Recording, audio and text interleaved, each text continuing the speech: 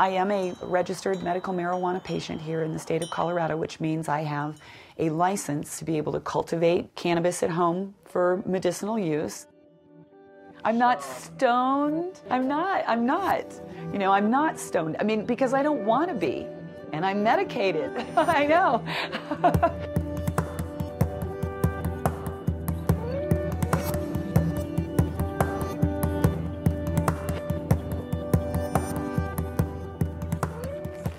So I make a lot of my own edibles. So this is actually canna butter that I've made myself. And then I keep them, these are about 2 tablespoon chunks, and I keep them in the freezer. And then I just thaw out what I need, and I can make cookies or muffins.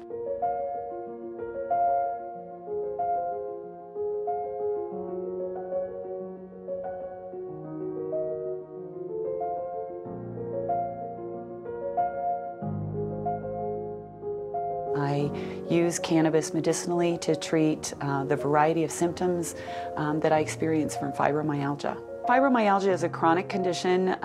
Most people think of it as being chronic pain, but there's also chronic fatigue, insomnia, anxiety, digestive issues, mental clarity and focus. Because of the way marijuana is classified at the federal level, it is considered to have, by the federal government, no medical value.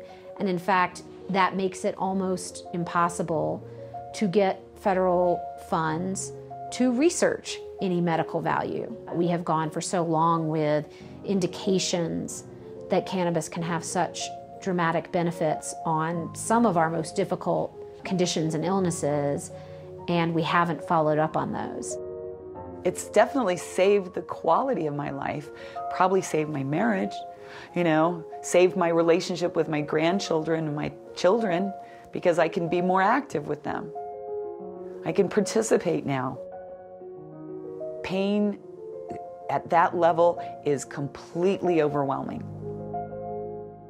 I did use pharmaceuticals. I think, you know, after 28 years, part of the reason why I was so excited with cannabis too is it was something that I felt like I could live with for the rest of my life. You can consume an enormous amount and it will be a terrible time, but it doesn't actually shut your brain down. You can certainly overconsume and then make bad decisions that could lead to your death. Sometimes people go a little overboard in saying, no one has ever died because of marijuana, and it's technically true, but you want to be understanding that there are risks involved. I consume in probably every way you possibly can with cannabis. I rely primarily on edibles. I like the long-acting effect that I get. I augment that with smoking or vaporizing, sublingual tinctures. We also have patches and creams. So right now what you see over here is everything that we grow down here for our medical patients. They make it in so many different forms. As you got the lotions, so if you have arthritis, you got, you know, types of little pains like that, you can use it as a topical rather than smoking. You know, just like the edibles, people who don't want to smoke, they can induce it that way. Another great one is tinctures, you know, the hemp tinctures or the CBD tinctures. This is what the children are moving all across the world for around here. You know, is this stuff right here. This is what the people want, you know, this is what they're giving their kids that's not getting them high and that's stopping them from doing 100 seizures to 3 seizures a day. The kids that are using cannabis for epilepsy, a lot of them are using the high CBD form. That's cannabidiol, that's what you're hearing about with Charlotte's Web or Haley's Hope. There are people whose lives have been completely changed by access to medical marijuana. Are there some people who are maybe exaggerating their claims in order to get access to marijuana?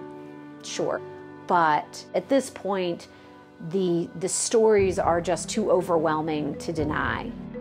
If this was your child, wouldn't you do anything, you know, to save their lives? And I am just really grateful that Colorado has been able to play this role, to be this beacon of hope and healing for so many people.